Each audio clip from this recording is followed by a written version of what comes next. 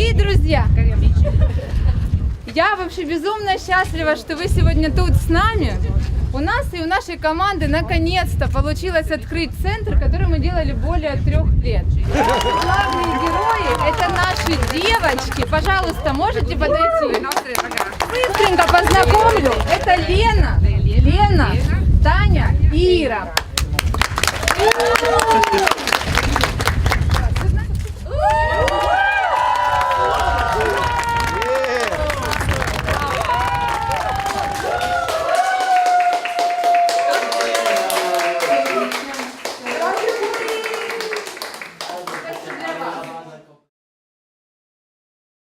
Это по-настоящему их дом. Они тут будут жить на протяжении 5 лет, учиться, адаптироваться, социализироваться. На момент проживания тут они полностью откладывают все свои средства для того, чтобы накопить деньги на какое-то минимальное, может быть, гостинку, может, однокомнатную квартиру. Потому что на момент выпуска из интерната у них уже есть какая-то сумма. Тут мы полностью их содержим, полностью обеспечиваем продуктами, хозтоварами, коммунальные, все на нас. Единственная их задача – это хорошо учиться и откладывать деньги на жилье. Илья, это уже платно. Нет, это пока мне. Давай, они уже 3. Нам позвонил Василий Евгеньевич Сидин, директор театра «Тимур», и сказал, что у него есть Лена. А Лена как раз заканчивала школу-интернат, и все, что ей грозило, это дом престарелых. Тогда было немножечко не по себе, потому что Лена достаточно умная девочка. На следующий год поступила Таня, и они вдвоем начали жить у нас на новой квартире, которую мы снимали тогда еще на Залютино. Нам было страшно, наверное, не меньше, чем им, потому что мы вообще не знали, что с этим делать. Забрать-то забрали, а дальше что? Ну и начали готовить вместе есть, ходить в магазин, покупать одежду, экономить деньги, считать, сколько нужно на то, откладывать. Ира и Лена поселились у нас только с лета, потому что мы не были уверены, что мы берем или не берем, но они когда появились, мы поняли, что они нам нужны, и мы им нужны. У нас тоже такое. У нас закрепленная семья, все будет. Заваривайте его, все. Так, сколько еще нам? По-другому. У них немножко как-то все более как-то по-семейному. Девочки, вы там стол ставьте. Да. Мы уже поставили. Вот тут мы спим на этих диванчиках. Угощайтесь. Как звезды. Еще, наверное, один сюда, да? Или для пакетиков? И для пакетиков возьми, пожалуйста. Вот. Переживала, как мы будем все вместе сживаться, потому что мы с разных школ, разные характеры. И женские коллективы, да, вы сами понимаете, что это. Но в итоге, вы знаете, на самом деле, оказалось, совсем по-другому. У нас может быть недопонятки иногда, но мы быстро это решаем, и у нас нету таковых, чтобы, ссор, как вот бывает у девчонок. Мы, например, жили в интернатах, и у нас там было не 4 девочки, а 24 девочки. Приходилось, конечно, со всеми вживаться и искать какой-то консенсус между собой. То есть для меня 3 девочки, это, в принципе, не проблема. И к тому же Лена с утра на учебе, я на учебе, Лена остается дома, а Таня на работе. Вечером пришли все уставшие, как-то спорить уже нет сил. А если бы с парнями жили, было бы... Ой, было бы круто. Да, было бы круто, мне кажется, это весело даже. А почему? А потому что с ними веселее. В плане там что-то не хватает, хотите... Да, не хватает вот этой вот мужской, знаете, в том плане даже воду носить. Мы, бедненькие девочки, носим воду. А хотелось бы, конечно, чтобы был какой-то парень, чтобы был ответственный за какие-то тяжелые работы. Тем более, мы все 4 маленькие. И очень смешно выглядит, когда мы идем с Леной по 2 баклахи воды по дороге, и нам даже люди иногда останавливаются: вам помочь? Да не, мы тут тоже сами. И вообще, как-то, женский коллектив, это, конечно, хорошо, но разнообразие бы хотелось. Я еще яйцо. Яйцо запрятали. Ты хочешь поковыряться? Я мешаю. Я говорю, как большой эксперт в плане поесть.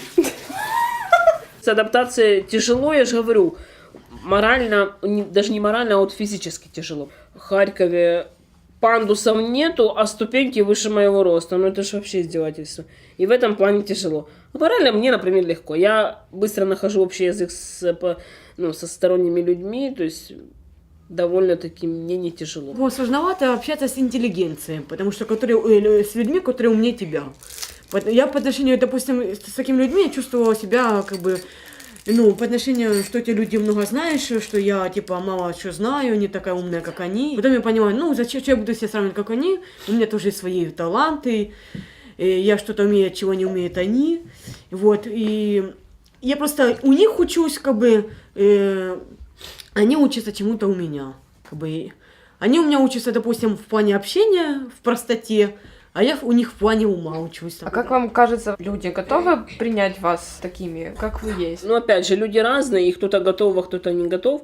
Общество, в принципе, еще не совсем готов, потому что даже строят дома, одни делают с пандусами, а вторые без пандусов. То есть нас еще не приняли там, где без пандуса. У нас люди с ограниченными возможностями, даже с нашего интерната дети, уже чемпионы мира по каким-то неоднократным, по каким-то видам спорта. Таких людей не нужно бояться, они такие же люди, как и вы. Они даже могут намного больше, чем даже здоровый человек. В Европе уже давно общество приняли людей с ограниченными возможностями.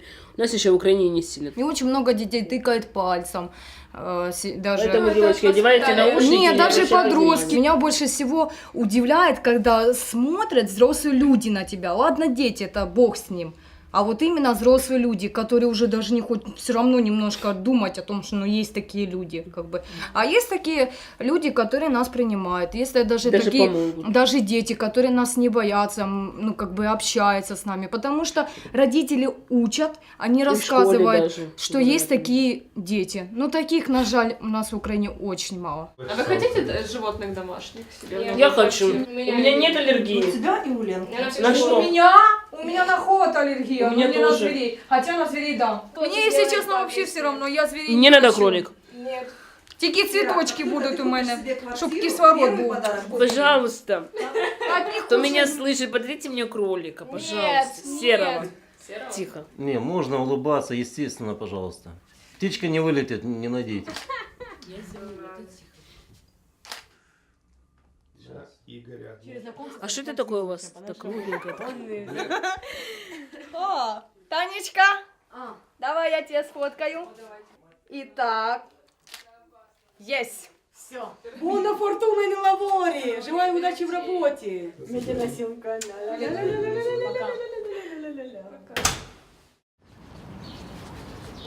Все квартиры, которые мы снимали до этого, соседи были очень всегда недовольны тем, что живут подобные дети. Поэтому мы специально искали квартиру с отдельным входом, чтобы быть подальше от основных жильцов. Вот это у нас зал. Тут у нас мы будем принимать гостей. Тут у нас будут столы, встречи. Здесь у нас будет учебная комната. Здесь у нас будут проходить разные занятия. Короче, творческая комната. Я надеюсь, будут книжные полочки очень красивые, чтобы поставить кое-куда мои книжки. Ну, я надеюсь, что будет еще много чего крутого. И классный стул, который двигается по всей квартире. Вот. В 2013 году нам фонд АВСИ в рождественские каникулы собрал деньги на квартиру. Но мы долго не решались покупать из-за событий в стране, вообще не знали, как и что. Ну вот решились прошлым весной, в апреле. Нам фонд отдал эти деньги и разрешил купить квартиру. Это у нас моя мечта, большая гостиная, потому что детей всегда много, и нам всегда очень тесно. Вот там у нас будет кухня угловая. Кухня у нас непростая. У нас кухня в 2 уровнях, в связи с тем, что дети разного роста. Левая часть – это с нормальным ростом детей и для колясочников, чтобы можно было подъезжать. А правая сторона – это кухня для девочек, у которых 1,10 м. У девочек будет особая варочная плита индукционная, которая при прикосновении рукой не нагревается, а когда ставишь посуду, нагревается, чтобы не обжигались. Свет на движение, вход магнитный ключ, потому что не все девочки умеют проворачивать ключ в замке. У нас видеонаблюдение с этого входа, там еще у нас 1 выход. И в будущем планируем сделать выход и вход на планшете, чтобы они из комнаты не бежали, смотрели, что видели с планшета, кто пришел. Нам всегда хотелось, чтобы они поняли, что это другая. Вот есть что-то другое, более человечное, более живое. Ну, наверное, там, где тепло. Когда вот ты приходишь в дом и понимаешь, что там тепло и уютно. Всем. Вне зависимости от того, как они там друг к другу относятся или как они выглядят.